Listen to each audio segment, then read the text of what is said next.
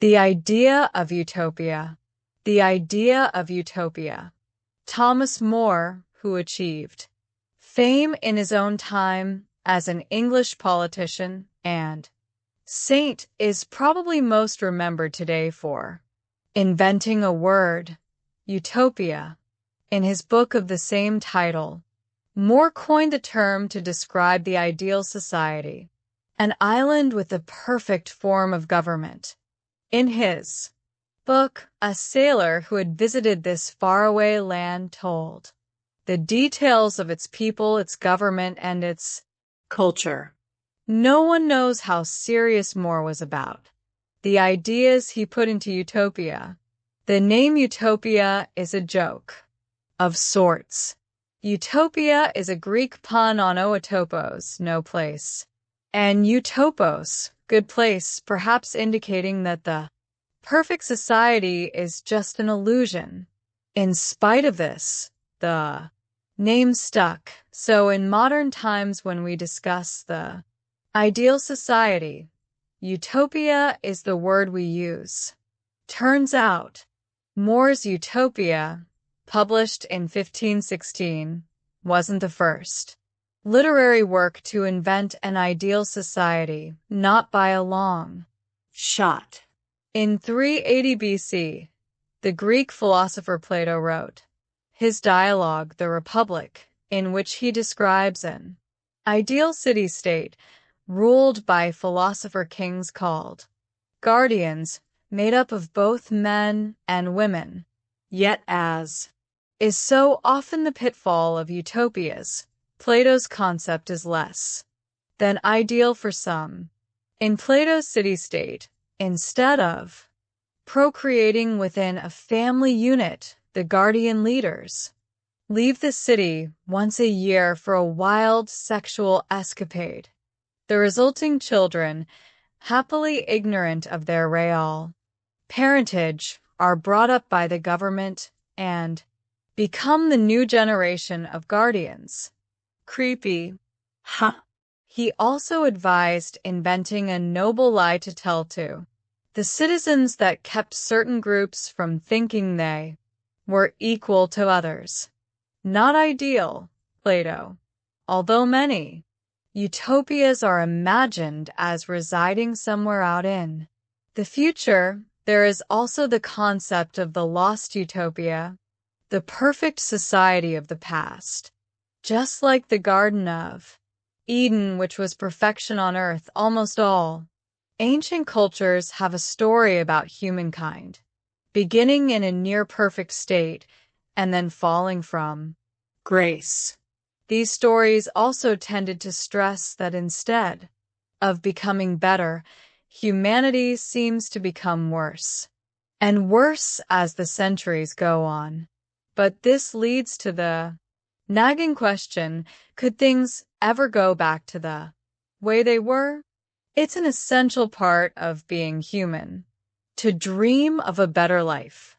One author put it this way: human beings possess both hindsight and foresight, the ability to remember the past and to anticipate the future. As a result, none of us lives solely in the present. Our recollections, accurate or inaccurate, mingle with our thoughts of the present and our presentiments of what is to come. In other words, our memories of yesterday fuel our hopes for tomorrow. Interestingly, Plato might have also mentioned the first dystopia in his writings as well. In one of his dialogues, Plato speaks of Atlantis, an island kingdom, probably in the midst of the Atlantic, that used its great power to dominate the other nations of the mainland. That is, until the power of Atlantis became too great, and the Atlanteans angered the gods. According to Plato, earthquakes caused the island kingdom to be covered by water.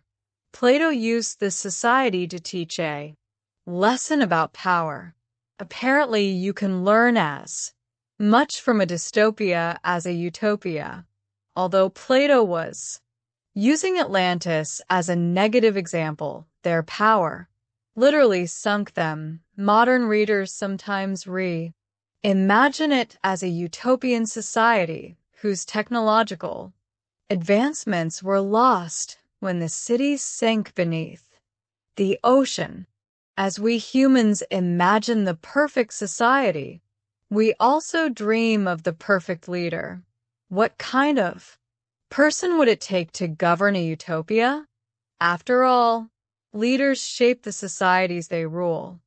Thinkers, remember the great leaders of the past and imagine if their abilities could be reborn in a new vessel. As an example of a timeless leader, the British have King Arthur, a legendary king who ruled Britain justly from his court at Camelot. His rule was a golden age for his people. Too bad it never really existed. Legends still persist that King Arthur isn't really dead, just locked in a magical sleep, and will return someday when Britain needs him most. For this reason, he is often called the once and future king. Even if the perfect leader did emerge, could an effective leader actually create a real utopia? In recent centuries, emboldened by a successful revolution, newly freed people have decided to experiment with the very fabric of society. In America, the Founding Fathers instituted a grand experiment with the United States of America. Could a nation for the people and by the people long endure? So far it has. Yet the Soviet Union, which was begun with similar lofty goals, ended in totalitarianism and misery. Utopias become dystopias more often than not. Just because there have been failures in the quest for utopia does not mean the goal is flawed. The idea of utopia continues to stimulate our imagination as